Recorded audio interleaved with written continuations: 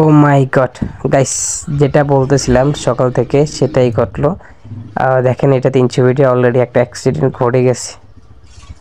তো এটা মেবি রাত্রে হয়েছে, হয়তো বা কোনো কত বড় অ্যাক্সিডেন্ট। একটা বড় পিক আপ, যে ডিভাইডারটা থাকে রাস্তার মাঝখানে, ওই ডিভাইডারটাতে গাড়িটা তুলে দিছে। আর সামনের অংশটা ভেঙে গেছে। আর এখানে আইনশৃঙ্খলা লোক আসছে, তারা এটাকে পর্যবেক্ষণ করতেছে। আসসালামু আলাইকুম guys, and welcome my Facebook page and YouTube channel. Guys, আবারও চলে এলাম আপনাদের সাথে নতুন ভিডিও নিয়ে। অ্যান্ড আজকের ভিডিওতে দেখতে পারবেন আমরা এই মুহূর্তে যাচ্ছি নরসিংদীতে, মানে নরসিংদীর সেই গোড়াশালে আমাদের গ্রামে। তো পিছনে আছে একটা ছোটো ভাই, মানে আমাদের গ্রামেরই। তাকে কমলাপুর থেকে রিসিভ করলাম। তো এখন তাকে নিয়ে চলে যাচ্ছি আমরা নরসিংদীর উদ্দেশ্যে। অ্যান্ড যাত্রাপথে আপনাদের সাথে কথা হবে, চলুন যা যাক। গাইস, এখন বাজে সকাল 6:30, মানে অনেক সকালই বলতে গেলে। অ্যান্ড আধা ঘন্টা আগে একটু অন্ধকার ছিল, কিন্তু এই মুহূর্তে মোটামুটি একটু ফর্সা আছে। অ্যান্ড ঢাকাতে এতটা কুয়াশা নেই, যেহেতু শীতকাল ঢাকাতে এতটা কুয়াশা হয় না সবসময় বলতে গেলে, মাঝে মধ্যে কুয়াশা দেখা যায়। অ্যান্ড এই মুহূর্তে আছি আমরা কী বলে এটাকে, ফার্মগেট আছি। তো ফার্মগেট হয়ে আমরা চলে যাব সরাসরি সেই 300 ফিটে নরসিংদীর উদ্দেশ্যে। তো আমাদের যেটা বলার ছিল, এই শীতে কিন্তু অনেক ধরনের দুর্ঘটনার শিকার হচ্ছেন অনেকেই। তাদের জন্য কিছু বলবো, সবাই কিন্তু একটু সেফলি রাইড করবেন, কারণ এই শীতে কিন্তু এই কুয়াশার জন্য, প্লাস এই শীতে অনেকের হাত সঞ্চালনার জন্য দেখা যায় শীতে অনেকের হাত ঠান্ডা হয়ে থাকে, যার জন্য বাইক চালাতে সমস্যা হয়ে যায়। বা একটু সেফটির জন্য শীতের সময়টা একটু ডিফিকাল্ট, কেননা হাত পা সব ঠান্ডা হয়ে যায়, বাইক রাইড করা যায় না ওই সময় ভালোভাবে। তার জন্য সবাই একটু সেফটি নিয়ে রাইড করবেন, একটু সাবধানে রাইড করবেন, আর যেন দুর্ঘটনা এড়িয়ে আপনারা চলতে পারেন। তো চলেন, আরও কথা হবে যাওয়ার পথে, সাথেই থাকুন। গাইস, আমরা এখন আছি বনানী সেই ফ্লাইওভারে। এটা বনানী বললে ভুল হবে, মহাখালী আমতলির সেই ফ্লাইওভারে। কিন্তু একটা বিষয় দেখেন, যত ঢাকা থেকে বের হচ্ছি তত দেখছি যে কুয়াশাটা দেখা যাচ্ছে। আমরা যখন মূলত ঢাকার ভিতরে ছিলাম তখন কিন্তু কুয়াশাটা এত দেখা যাচ্ছিল না। অ্যান্ড এই মুহূর্তে ঢাকার ভিতরে আছি, কিন্তু গ্রামের দিকে যাচ্ছি। কিন্তু দেখেন ধীরে ধীরে কুয়াশাটা কেমন জানি বেড়ে যাচ্ছে, মানে যত সময় যাচ্ছে কুয়াশা একটু বেড়ে যাচ্ছে। আসলে বিষয়টা বুঝতে পারলো না। চলুন দেখি সামনে কি আরও কুয়াশা আছে কিনা, দেখা যাবে। গাইস, দেখছেন আপনারা হয়তো বা ক্যামেরাতে দেখতে পাচ্ছেন, যা ভিডিওটা দেখছেন, যেটা বলতেছিলাম সেটাই ঘটলো আমাদের সাথে। মানে যত বেশি ঢাকা থেকে দূরে যাচ্ছিলাম তত বেশি কুয়াশার সম্মুখীন হচ্ছিলাম। মানে এখন আমরা একটু গ্রামের দিকে ঢুকতেছি, মানে নারায়ণগঞ্জের দিকে ঢুকতেছি। এটা হচ্ছে 300 ফিটের সেই হাইওয়ে রোডটা। দেখেন সামনে কতটা কুয়াশা, একটু সামনে থেকে কিন্তু দেখা যাচ্ছে না। একটু আপনারা ভালোভাবে লক্ষ্য করে দেখবেন যে অনেকটা সামনে থেকে কিন্তু আমরা দেখতে পাচ্ছি না, যে ঢাকাতে পুরোপুরি দেখা যাচ্ছিল। মানে কুয়াশার ভাবটা কিন্তু এদিকে পুরোপুরি দেখা যাচ্ছে। তার মানে এই মুহূর্তে গ্রাম অঞ্চলে কিন্তু প্রচুর কুয়াশা হচ্ছে, বোঝাই যায়। ও মাই গড গাইস, যেটা বলতেছিলাম সকাল থেকে সেটাই ঘটলো।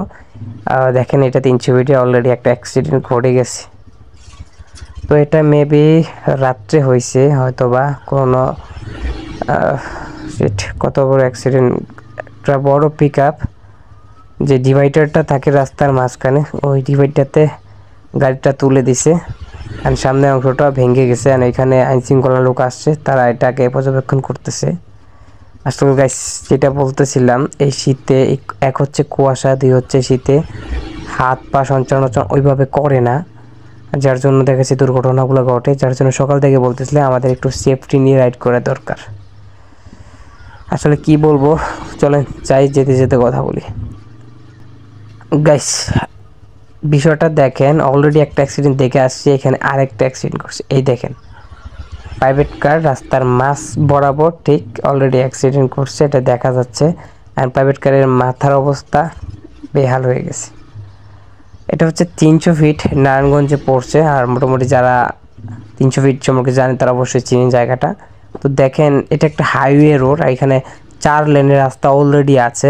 তার পাশে আর দুই পাশে 2টা লেন আছে, ছোট গাড়ি যাওয়ার জন্য আর 2টা লেন, মানে 6টা লেনের রাস্তা এখানে। আর এই 300 ফিটের মতো এত স্বচ্ছ জায়গায়, যেখানে লেন ভিত্তিক, সেখানে এত বড় বড় দুর্ঘটনা। মানে অলরেডি 2টা দুর্ঘটনা দেখে ফেললাম, মাত্র 300 ফুটে ঢুকলাম, এখনও ওইভাবে পার হই নাই। মানে 2 নম্বর প্লেয়ার আমরা, হয়তো বা 2 নম্বর আন্ডারগ্রাউন্ডটা পার হয়েছি। দেখেন, যার জন্য আমরা সকাল থেকে বলতেছিলাম এই শীতে এক হচ্ছে কুয়াশা, রাস্তাঘাটে কুয়াশার জন্য সামনে কি আছে না আছে ওইভাবে ভালোভাবে দেখা যায় না। আর দুই হচ্ছে আপনার হাত পা ওইভাবে সঞ্চালনা করা যায় না। মানে যেটা বোঝাতে যাচ্ছে বিষয় হচ্ছে হাত পা ওইভাবে নাড়ানো যায় না, শীতে হাত পা ঠান্ডা হয়ে থাকে, হাতের যে কর্মক্ষমতা আছে ওইটা নষ্ট হয়ে যায়, যার জন্য এই দুর্ঘটনাগুলো ঘটে। তো আপনাদের সাথে যেটা বলতাম বিষয় হচ্ছে অবশ্যই এই শীতে যারা যারা রাইড করবেন অবশ্যই একটু সাবধানে রাইড করবেন, এবং অবশ্যই যারা বাইক রাইড করবেন তারা অবশ্যই হাত গ্লাভস মানে ফুল হ্যান্ড গ্লাভস প্লাস শীতের যে সেফটিগুলো নিয়ে বের হতো এই সেফটিগুলো নিয়ে বের হবেন।